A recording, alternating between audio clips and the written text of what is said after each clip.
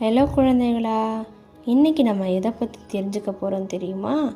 நம்ம நாட்டோட பெருமை, நம்ம இந்திய கொடியை பற்றி. இந்திய கொடியை திரங்கா 3 நிற கொடின்னு சொல்லுவாங்க. இந்த கொடியில் காவி நிறம், வெள்ளை நிறம், பச்சை நிறம்னு 3 நிறங்கள் இருக்குது. முதல்ல இருக்கிற காவி நிறம் நம்ம வீரத்தையும் தியாகத்தையும் காட்டுது. நம்ம நாட்டுக்காக இராணுவ வீரர்கள் அவங்க வீரத்தையும் தியாகத்தையும் செய்கிறது போல். அதனால் நம்மளும் நம்ம நாட்டுக்காக துணிவாக இருக்கணும், நல்ல காரியத்துக்காக உழைக்கணும். நடுவில் இருக்கிற வெள்ளை நிறம் அமைதியையும் உண்மையையும் குறிக்குது. அமைதிக்கு உதாரணமாக புறாவை குறிப்பிடுவாங்க.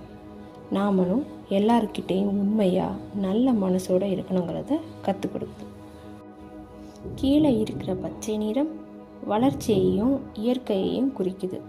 மரம், பசுமை நிலம், இயற்கை நம்ம வாழ்வுக்கு ரொம்ப முக்கியமான ஒன்று. அதனால் அது எல்லாத்தையும் பேணி காக்கிறது நம்மளோட கடமை. அடுத்து நடுவில் இருக்கிற நீல நிற சக்கரம், இதுக்கு பெயர் அசோக் சக்கரம்.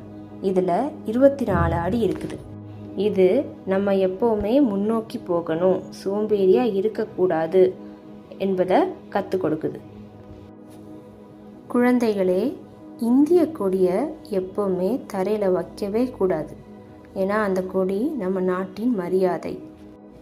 அப்படின்னா குழந்தைகளே, இந்திய கொடி நமக்கு துணிவு, உண்மை, அமைதி, வளர்ச்சி, முன்னேற்றம் எல்லாமே கற்றுக் கொடுக்குது. Happy independence day.